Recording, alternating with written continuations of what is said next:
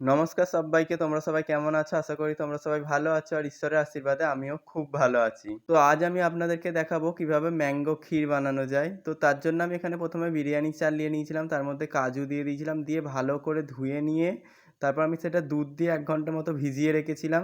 তারপর একটা পাত্রের মধ্যে আমি ২ প্যাকেট দুধ কেটে নিয়েছিলাম। সেই ২ প্যাকেট দুধ একসঙ্গে মিশিয়ে নিয়ে জাল দিতে বসিয়ে দিয়েছিলাম। তারপর এখানে আমগুলো কেটে নিচ্ছিলাম। আমের আঁটিগুলো বাদ দিয়ে দিয়েছিলাম। এইভাবে চোকলাগুলো নিয়ে নিচ্ছিলাম। তো তারপর আমটা কেটে নেওয়ার পর ওই যে ভিজিয়ে রাখা চাল, কাজু, দুধ দিয়ে যে ভেজানো ছিল সেটাকে একটা মিক্সার মধ্যে দিয়ে একটা পেস্ট বানিয়ে নিচ্ছিলাম। তো এখানে এটার পেস্টটা আগে তৈরি করে নিচ্ছিলাম। তারপর পেস্টটা এটা ঢেলে নিয়ে আমি সেমভাবে ওই আমগুলোকে যে পিস, পিস করে কেটে রাখা হয়েছিল সেটা এইভাবে মিক্সির মধ্যে দিয়ে দিচ্ছি। দিয়ে একটা পেস্ট বানিয়ে নিচ্ছি। আমেরও পেস্টটা আমি ঠিক সেমভাবেই বানিয়ে নিচ্ছিলাম। তারপর পেস্টটা নামিয়ে নিয়ে এখানে দুধটা ফুটে গিয়েছিল। তারপর ওই যে চালটা বাটা ছিল, চাল, কাজু যে বাটা ছিল সেটা একটু দুধ দিয়ে আগে ভালো করে ঠান্ডা দুধ দিয়ে গুলে নিয়েছিলাম। গুলে নিয়ে তারপর ফুটান্ত দুধের মধ্যে দিয়ে নিয়েছিলাম। কারণ যদি ওই ডাইরেক্ট বাটাটা দেওয়া হতো তাহলে ডেলা, ডেলা হয়ে যেত গরম দুধে দিয়ে। তাই ভালো করে আগে গুলে নিয়েছিলাম। তারপর পরিমাণ মতো এখানে নুন দিয়ে দিয়েছিলাম। তারপর একটা জায়গার মধ্যে গরম জল করে নিয়ে একটু আমুল দুধ গুলে নিচ্ছিলাম।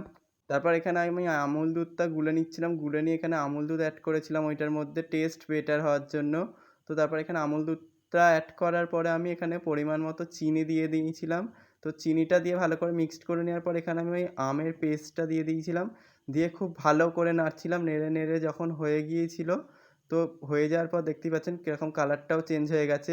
তো তারপর নামিয়ে নিয়ে ঠান্ডা করে নিয়ে চলে গিয়েছিলাম গোপালকে দেওয়ার জন্যে। যেহেতু এটা নিরামিষ তাই এটা ঠাকুরকে আগে দিয়েছিলাম। তো এখানে গিয়ে আমি ঠাকুরঘরে গোপালকে নিজে হাতে খাইয়েও দিচ্ছিলাম। আজকের ভিডিওটা এতটাই ছিল। দেখা হচ্ছে নেক্সট ভিডিওতে। ততক্ষণ সবাই ভালো থাকবেন, সুস্থ থাকবেন। টাটা। আর হ্যাঁ, আমার এই রেসিপিটা কেমন লাগলো আপনাদের অবশ্যই কমেন্ট করে জানাতে যেন ভুলবেন না।